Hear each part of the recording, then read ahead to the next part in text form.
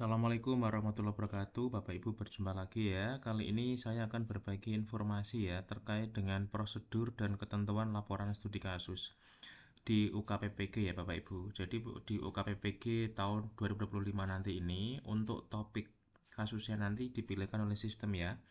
Tetapi nanti untuk kasusnya sendiri kita itu nanti bebas ya, sesuai dengan topik yang sudah dipilihkan oleh sistem tadi ya. Nah, di sini ada prosedur ya, ketentuan laporan studi kasus. Bapak dan Ibu silahkan nanti memilih kasus yang relevan ya, yang sesuai dengan topik yang sudah ditentukan. Ya, kemudian kasus yang dipilih berdasarkan pengalaman sendiri ya, bukan salinan dari hasil karya orang lain atau hasil plagiarisme. Peserta wajib mengikuti petunjuk dan ketentuan sebagai berikut. Yang pertama adalah definisikan satu kasus yang pernah Anda hadapi sebagai guru. Ya, boleh pengalaman saat melaksanakan PPL.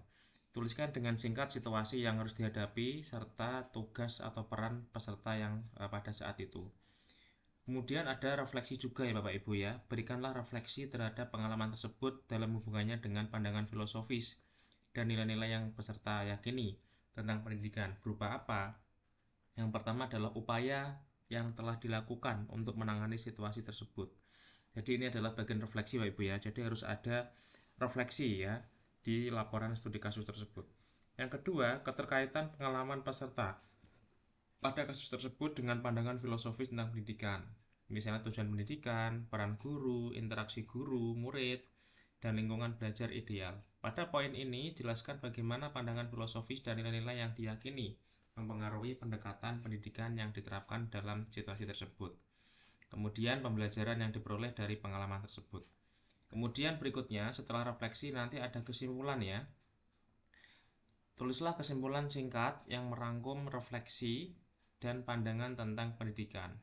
Kemudian tuliskan laporan studi kasus dalam bentuk esai ya, maksimal 500 kata dengan menggunakan huruf Times New Roman berukuran 12.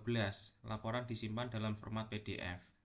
Nah, Bapak Ibu ya, kemudian jangan lupa ya unggah laporan studi kasus ke dalam sistem yang disiapkan oleh Balai Pengelola Pengujian Pendidikan dengan nama file studi kasus underscore nama mahasiswa underscore nim.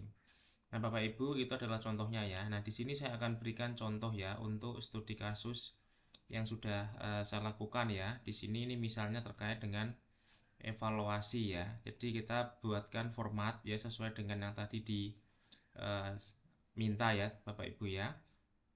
Jadi di sini tadi untuk poin-poinnya yang pertama adalah Bapak Ibu membuat definisi ya satu kasus ya, tuliskan secara singkat situasinya seperti apa ya. Kemudian yang kedua, berikan refleksi ya. Poin yang kedua adalah berikan refleksi ya. Kemudian yang ketiga adalah kesimpulan ya, kesimpulan dari refleksi tadi, dan jangan lupa dituliskan laporannya dalam bentuk esai maksimal 500 kata ya, menggunakan Times New Roman hurufnya berukuran 12 ya, disimpan dalam bentuk PDF. Kemudian jangan lupa diunggah ya dalam sistem yang disiapkan oleh Balai Pengelolaan Pengujian Pendidikan dengan nama file studi kasus underscore nama mahasiswa dan underscore nim. Bapak Ibu itu ya kurang lebih seperti ini ya yang saya sampaikan. Jadi ini adalah studi kasus saya ya di tahun sebelumnya, mungkin agak berbeda dengan tahun yang sekarang. Tetapi Bapak Ibu silahkan ya dianalisis sesuai dengan ketentuan tadi.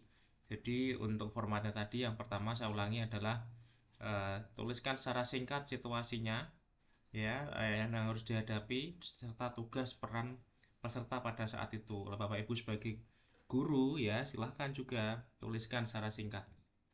Kemudian berikutnya adalah refleksi Bapak Ibu ya. Refleksi ini terdiri dari tiga ya upaya yang telah dilakukan untuk menangani kasus tersebut ya. Kemudian yang kedua, keterkaitan pengalaman tersebut terhadap pandangan filosofi pendidikan ya. Kemudian yang ketiga adalah pembelajaran yang diperoleh dari pengalaman tersebut ya, atau hikmahnya ya. Kemudian yang berikutnya adalah tulislah kesimpulan ya, kesimpulannya secara singkat ya, yang merangkum refleksi dan pandangan tentang pendidikan.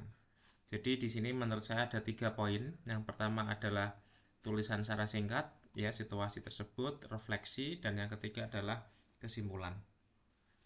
Bapak Ibu, itu ya informasi dari saya, semoga bermanfaat. Jangan lupa like dan subscribe ya, klik loncengnya biar tidak ketinggalan video terbaru dari saya. Silahkan juga di-share ya, boleh apabila dirasa bermanfaat. Terima kasih. Wassalamualaikum warahmatullahi wabarakatuh.